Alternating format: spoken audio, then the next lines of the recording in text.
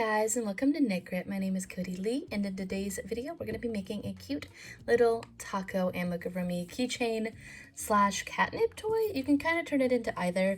And real quick, I haven't posted in the last month, and I have a reason. I got married, so that's why I've been away, and I kind of just wanted to explain that I've been away for a month because I've been crazy distracted with family and everything in the holidays, and just, you know, every excuse under the moon. But basically, I'm going to be hopefully posting a little bit more coming up. I have a bunch of tutorials that I have in mind, so I'm going to be working on those. I have a cute little cat amigurumi that I wanted to do for Halloween, but it just kind of never happened. Also, how to do cute little anime eyes, embroider, and otherwise. I know I already did a Cricut video on how to do Cricut eyes, but I've done an embroidery method that I've been working on with my Lunas, my baby Lunas specifically, and I want to do a whole tutorial on that, and just a couple of other things as well, some new ideas that are in the works, but that's pretty much it. And let's go ahead and go towards what you will need to get this cute little taco keychain slash catnip toy if you're making a catnip toy. Okay, so what you will need for this project will vary depending on which kind of version you're making, essentially. But for all of these, you will need yarn. I am using I Love This Cotton, which is a Hobby Lobby specific yarn. It is a cotton size 4 worsted weight yarn, and I really like it. You will need this yellow, which I believe is the color Curry. This one is red in Burnt Sienna. This is just brown and brown. And this is like a lime greeny color that I use for the lettuce portion of it, which is in Bright Citrus. Aside from yarn, you will need a size 3.25 millimeter crochet hook. I'm using my beautiful Odyssey Furls crochet hook. I am an affiliate with them. Any 3.25 will work as long as you've got decent gauge and you are not able to see through your stitches. That's what really matters. Usually for amigurumi you would need stuffing, but I actually don't call for that in this amigurumi pattern. I am, however, going to be using some eyes. I used a couple different versions of eyes depending on what I'm doing. This one is a taco keychain that it has a little smiley face. I am using these cute little embellishment dots that I bought. I'll have it linked down below with my Amazon affiliate links. It won't charge you any extra, but it is what I was purchasing. It has these, and it has no backs on them, which I just used a hot glue gun on. I really liked it, and honestly, that's my recommendation for eyes on this thing, because while I did use safety eyes on one of these, this won't close. Ooh, okay, I guess he's going over there right now. Hopefully I won't forget that later. All right, so these eyes are safety eyes, and as you can see on the back, I don't know if you can see it, but it's raised, and I just don't like how that looks. So if you're needing to use safety eyes, if you need it for the safety portion of it, then I probably would just omit the eyes altogether or go with these flat ones and just hot glue them on. They will pop off if you needed them for safety reasons, but honestly, if you really like these eyes, which I've already had, I'll have a link for that down below. If you're in love with this kawaii look for the eyes, you could probably snap off the backs with like a wrench, or somebody with strong hands can probably break that off for you. You or otherwise, you know, I always have my husband do it. And if you're making a keychain, I bought these key rings, 100 pack for like $6, I want to say, for 100 of them, and it's really cool. I got these off Amazon, and there's just a ton of them. They're little key rings that you can add to the side of your little amigurumi. I'm also using pliers when I apply these. I'll show you. They're just jewelry pliers, and I have 2 of them that I use to apply this on, because while I have strong crochet hands, I can't pinch that by myself with my fingers. My fingers are not as strong as, you know, my hands. Or if you're making a cutesy little catnip toy, I would not add eyes or any kind of embroidery. Your cat's gonna wreck this, let's be real. Like any cat toy, my cats wreck cat toys. But you can buy some catnip. I bought this at Dollar Tree, so it was only $1, and they have the exact same stuff over at my local grocery store for literally 3 or 4 times the cost. It's ridiculous. So I just go to the Dollar Tree and I stuffed it in here, and I'll show you where I add that in before we get to that point on this cute little taco. All right, I'm gonna post up the pattern and we can go ahead and get started. Oh, and as always, you will need a darning needle just for sewing in your odds and ends. Let's get started.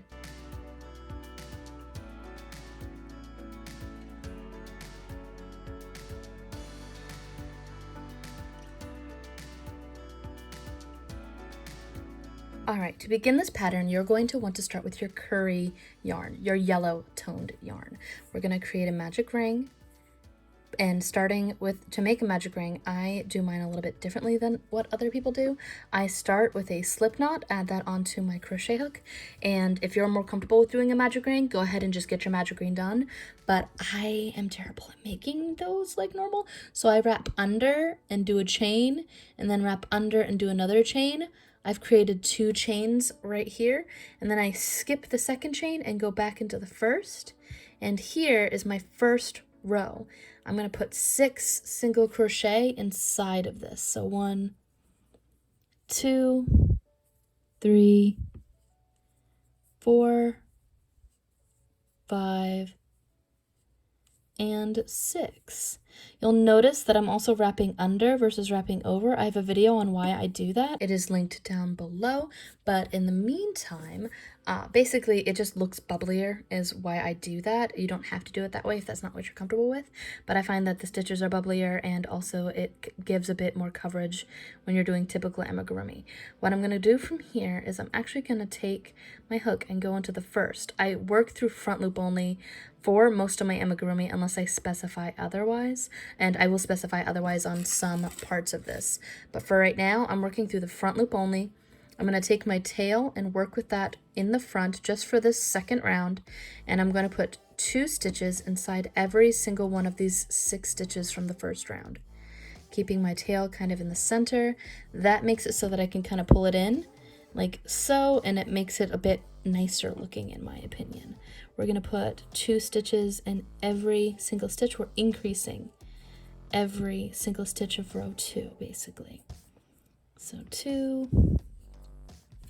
I'm kind of applying a bunch of different techniques that I've always used. I do have videos that go more in depth on a lot of these techniques that I use, but generally I will explain when I'm doing something and say why I do that thing. I hope that makes sense. That's why I do go as fast as I do in these videos sometimes, because I already have a lot of videos which I link down below in my 101 playlist on why I do these things and how I do them a little bit more slowly. So 1, 2, 3, 4, 5, 6, 7, 8, 9, 10, 11. We have 1 more stitch for row 2. So 1 and 2. There we go. We have 12 stitches. I'm going to tug my tail a little bit, but not too much. We're going to move this and move that. There we go. Just a little bit. And here we are now on row 3. And for row 3, we're going to increase from 12 stitches up to 18. We're increasing 6 stitches every single round and evenly distributing that across all the stitches basically. So every time you make a stitch, you're adding that in between your increases every time. So basically what we're going to do is single crochet 1 this round. 1. And then increase. Still going through the front loop only. 1, 2. 1. Get the cat hair out of there. 2. Or just crochet it in. That's the same thing. There we go. 1.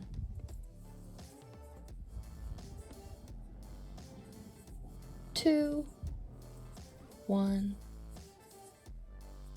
We're doing this 6 times. 2. Inside that stitch. It increases when you're putting 2 stitches within a single stitch from the previous round. So 1. We only have 1 more increase after this. 2. And then 1. And 2. Here, I'm now on the 3rd round, and I like to take my tail and I like to pull that forward so that it can be used as a stitch marker for my work. This is the start of my row. I'm going to double check that I have 18 stitches. So 1, 2, 3, 4, 5, 6, 7, 8, 9, 10, 11, 12, 13, 14, 15, 16, 17, 18 stitches. We are now on round 4. I do something called staggering my increases versus stacking my increases. And what that means is typically between your increases, you have more and more numbers between each of them.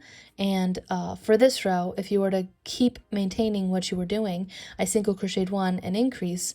The next round, you figure you would single crochet 2 and increase. But instead, I don't want my increases to stack up on top of each other.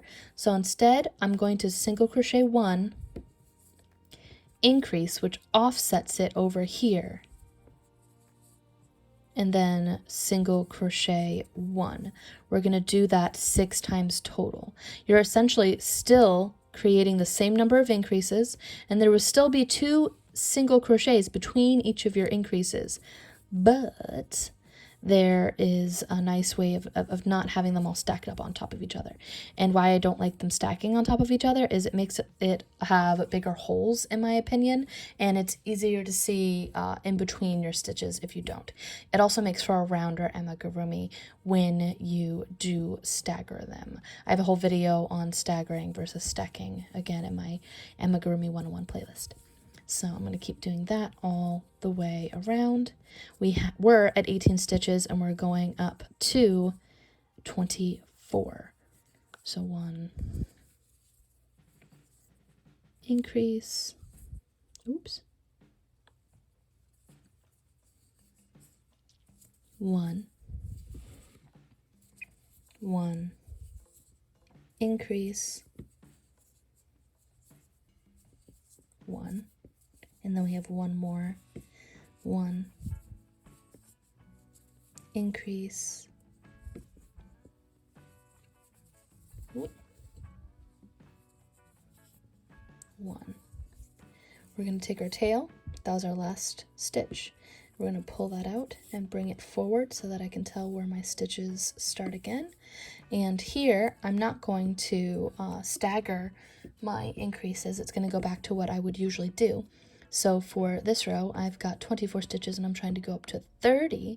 So we're going to single crochet 3 and then increase. That makes it so that our increase lays here and our increases from the previous row are right here. So that's why that's called staggering your increases. And I really like how that looks. 1, 2, 3, and increase. And also keep in mind that there is always a printable PDF, for the most part always, a printable PDF for this on my Ravelry. It is free for the first week, and after that it turns to $3.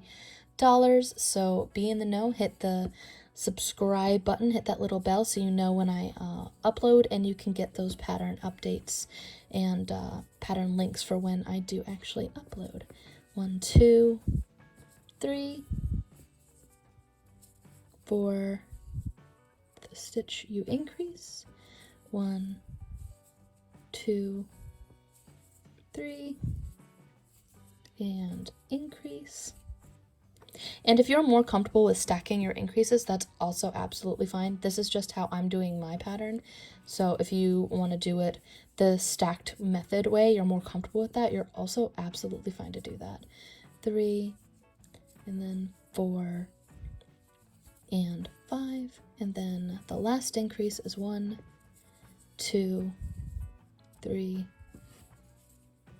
and then right here, 4 stitch is the increase. We're going to take our tail, move it forward, and now we're on our final increase round.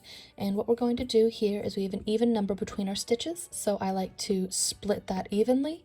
So instead of single crocheting 4 an increase, which is what it would be if you're stacking them, I like to single crochet 1, 2,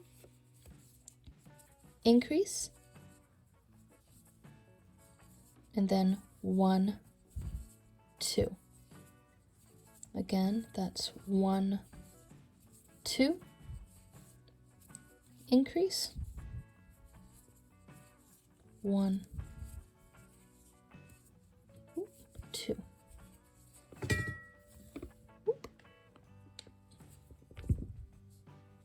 1, 2, increase, 1, 2, 1, 2, increase, 1, 2, 1, 2, increase,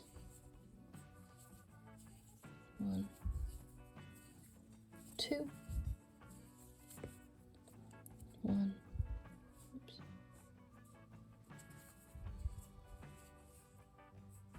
2, increase,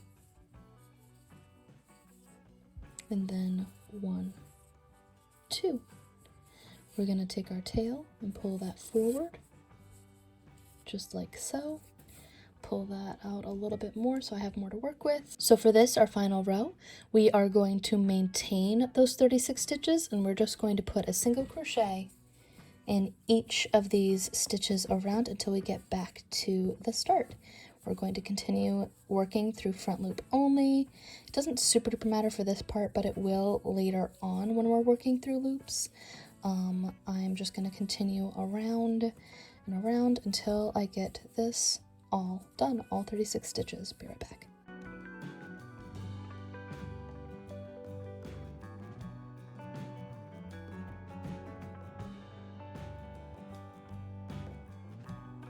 Alright, this is my last stitch right here. That is all lined up, and what we're going to do is we're going to actually create a like 8-inch long tail. And what I'm going to do here is I'm going to do something called a seamless fasten off. And the way that I do a seamless fasten off is I'm going to take this tail and just kind of pull it out and let it be. I'm going to take this working yarn and pull it through the stitch like so. We're not slip stitching off, it is literally just laying like that. First things first, so this tail, I worked it through the second round for a reason.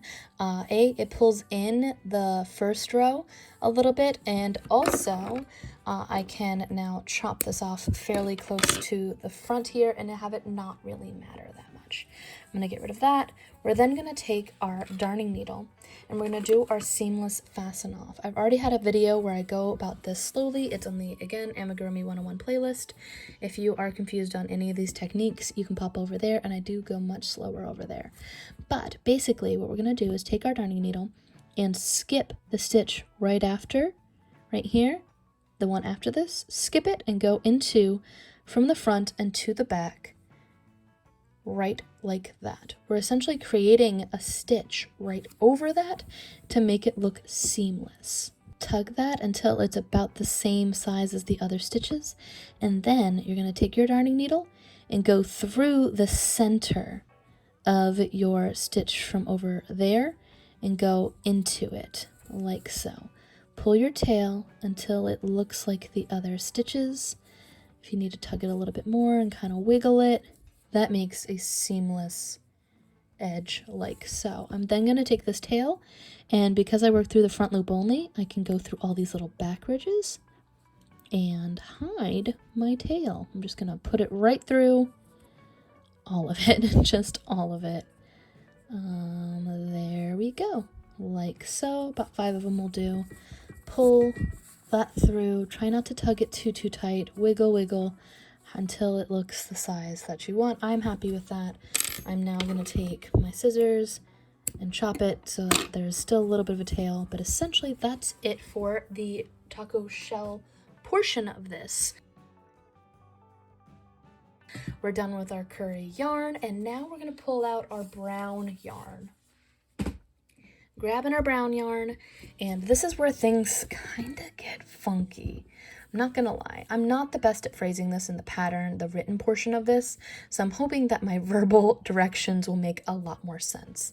We're gonna take our brown yarn, we're then gonna go over here and find where we just fastened off, and we're gonna put our hook through where we just fastened off like so. I'm not going to go through both, just through the center like that. I'm then going to kind of slip stitch that on so that you can see it like so. We're then going to kind of fold our taco in half like so, and you'll see that there are stitches on either side here. You have a front loop only and a back loop only. Back loop only, and a front loop only. Those are the stitches that you're going to be wanting to work through. You're going to want to work through the back loops only across the taco. So here is what I mean by that. We're going to take our hook and go through both of these back loops and only the back loops. You're leaving the front loops alone because those front loops you're going to let lay like this, and that looks like more of a ridge of a taco, which I really like. So back loop only. We're then going to single crochet those two together, like so. I'm going to tug my tail, and I'm going to stick it on the inside of the taco. We're then going to single crochet across the back loops the entire way across. So this one is adjacent from that one, so we're going to single crochet those two together. This is the taco meat or faux meat, whatever you want to have your taco be, whatever you're filling it with. This is the main meat of the taco. We're gonna then single crochet that as well. Go across and across, only through those little back loops the entire way down. It should be 17 single crochets across because you slip stitched on one and you're going to slip stitch on that end, and that would make it 18 because 36, which is how many stitches you have, divided by 2 is 18 minus the one from each side, so that is 17.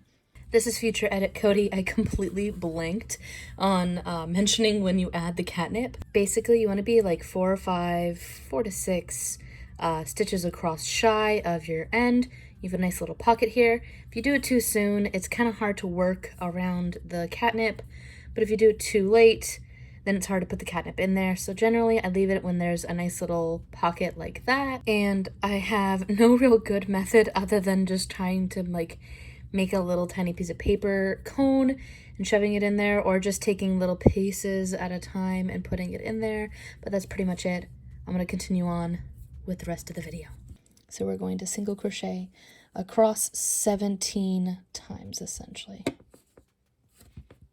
Keep going across like so. I'm not going to fast forward through this portion just so that you can see how this is done. It's a little bit more complicated. This one is probably the more complex part. I never know how to phrase it in a pattern, how to say, hey, you're going across these stitches and you're single crocheting them together across and adjacent from one another. So I put a ton of pictures in the pattern, and I'm hoping that just makes sense. Me slowly verbalizing what that is and what that means. And then we are on the stitch before the last one, which we're supposed to slip stitch in. There are 3 stitches left here. And what I like to do here is there's still one more that you need to go across. But what I like to do is on the front loop, on the back loop, excuse me, of the final stitch, I like to kind of pull that out because it makes it easier for you to get into it at the end and slip stitch. I hope that makes sense. That's what I've been doing since I've made 5.5 million of these tacos. Go across, single crochet, and now you can go into this stitch right here and slip stitch off. Chop off a decently long tail that you can sew in. I am going to kind of hide this very quickly, and I'm going to just kind of put it onto a darning needle and stab underneath the stitch where we just were. Going right there and going as far away from the start as I can across to the other side. The original tail was already hidden on the other side, so that is all she wrote for this little taco meat portion of this pattern. We're then going to cut that off, and now we're going to whip out the red salsa, or whatever else you are putting on your taco, whatever it is, whatever color you want in there. I'm using red for the front portion of this, and what we're going to do here is a little bit more funky as well. All right, so we have our red yarn, and again, you're going to want to make note of your front loop versus your back loop over here. This is your front loop, and we are only going to be going through these front loop stitches. You are leaving these back loops there to lie, same as before, because that is what you're going to be picking up the green yarn with afterwards. I hope that makes sense. Leave a decently long tail for sewing in afterwards, but you're basically going to want to slip stitch this on, and this is going to be treated as your first single crochet essentially. So I'm going to do a little chain, and that chain counts as my first single crochet. We're then going to want to create little tiny clusters, and the way that we do that is we're going to single crochet 3, 1, and we already did that to 3. Pull your tail if you need to, make it look nice and neat, and then slip stitch into the next stitch front loop only. Go through this one, 1, 2, 3, slip stitch, and we're going to do this all the way until we get to the end here. We should have 9 of these little bumps, the 3 single crochet portions here, when we get to the end of it. So 1, 2, same stitch, 3. Essentially you're increasing 2 each row, and then slip stitch, 1, 2, 3. Then take this here and slip stitch, bounce the camera for good luck. 1, 2, 3, slip stitch,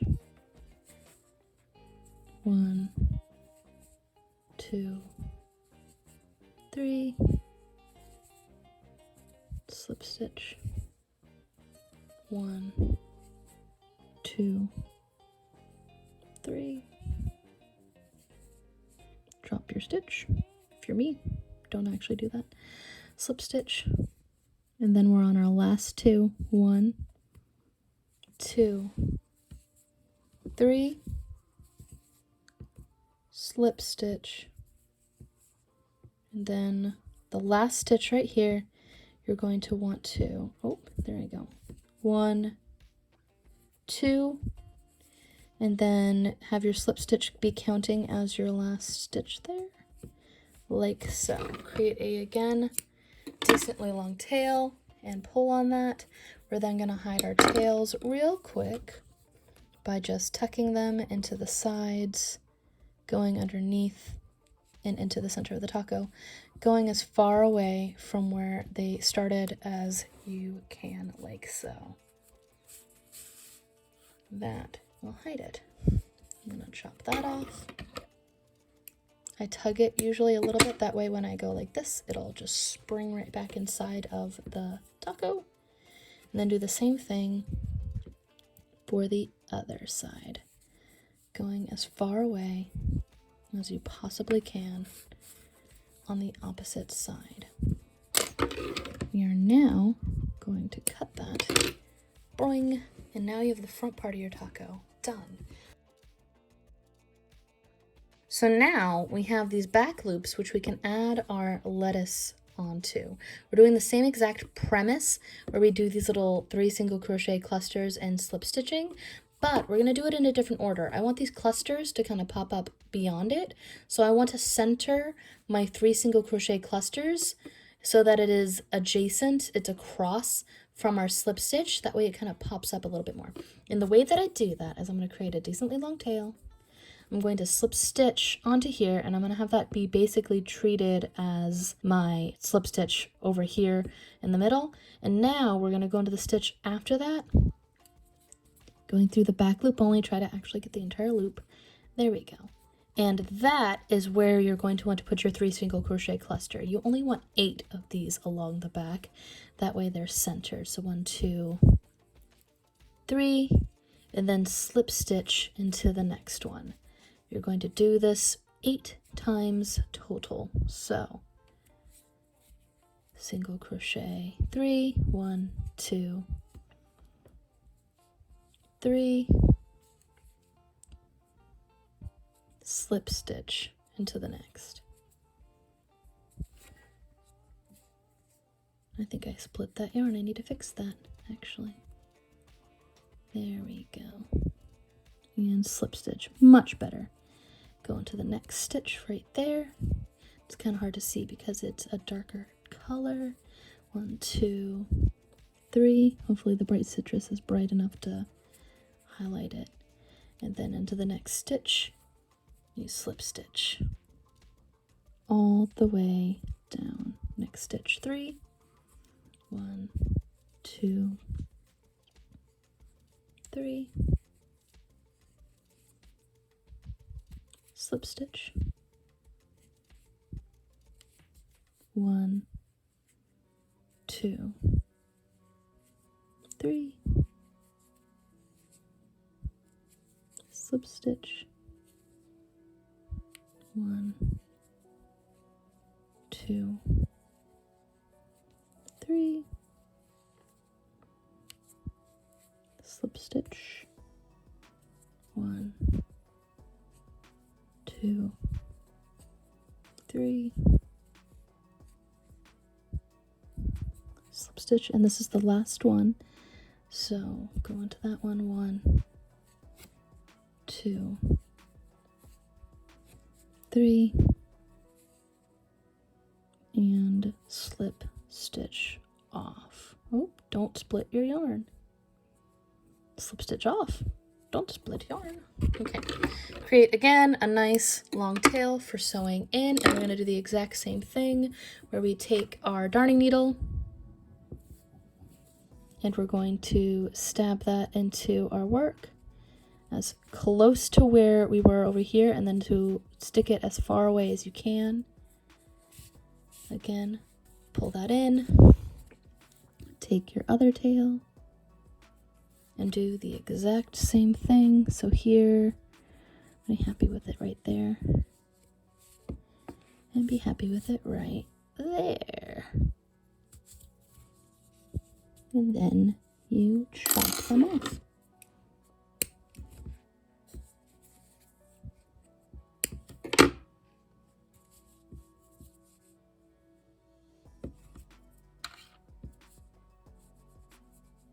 Alright, so my keyring bag came with all of these key rings in it that are like this. But then it also has a small little mini baggie of these little rings that go on top of that. I actually really like it like that because it makes it easier to do the rest of the adding on, basically. So what I do is, you can see that it's kind of a split ring. It's too rough for me to do it with my fingers, but if I use these little tong guys, it works out. But what I wind up doing is I take my ring that's loose, and I'm going to add it through some stitches until it's going around like that. I then add on my key ring like so, and then I'm going to take this one and hold it while I take this one and try to bend them towards each other. I don't remember. Actually, I think I flipped them. There we go. Until they're touching like so. And I think that looks good. I then take it and have it so that the ends are going towards the inside. And that's how I add a nice little keyring to this. Super easy. If you wanted to, you could very easily also add the keyring on when you're at this point of your amigurumi and put it on through here, and then take like a dab of super glue or something and put it on the other side of that keyring, and that might adhere it better too. But honestly, I think this is just fine, and I think that'll work. If you wanted to keep it so that that portion was on the inside, you could easily add it and then see it on the other side and just really stick it on there. But I think this is just fine, and I love how this turned out. I've literally made so many tacos in the last week, just experimenting with this pattern and the different ways that you can do it. It's really cute with eyes and the smile, and this is actually done in a color called mustard. Also works with other colors. This one's curry. I don't know which one I like more. This one's more like an actual taco color, and I really like that. I was not joking when I said I made all of the tacos in the world. All right, so these are all the key rings that I've made. It's practically raining tacos right now, and I'm super happy about it. I'm probably going to put these up on my Etsy or give them away as gifts this Christmas. I really like how these turned out. I've been kind of theorizing and thinking about a new kind of video that I want to make. I've been crocheting a lot of amigurumi when I'm watching my anime that I watch. I've made an Lulu from Miss Kobayashi. I'm working on John from The Vampire Dies in No Time, and I've been thinking about doing kind of tutorial / anime reviews I don't know. I'm very much into anime, but it's not what I usually talk about. I'll have anime characters that I crochet, and amigurumi and anime are very related, but it's not the same thing. I'm making the bunny from Miroku-chan, but that's also super cute, and I'm going to be posting pictures at least on my Instagram, so if you're interested in that, going over to our Instagram at KnitGrit, and the same thing with our Patreon and everything else like that. I want to say thank you for watching. Like and subscribe, hit the little bell before you leave if you want to see more videos like this. All right, make sure you get that pattern. Until next time, guys. Bye.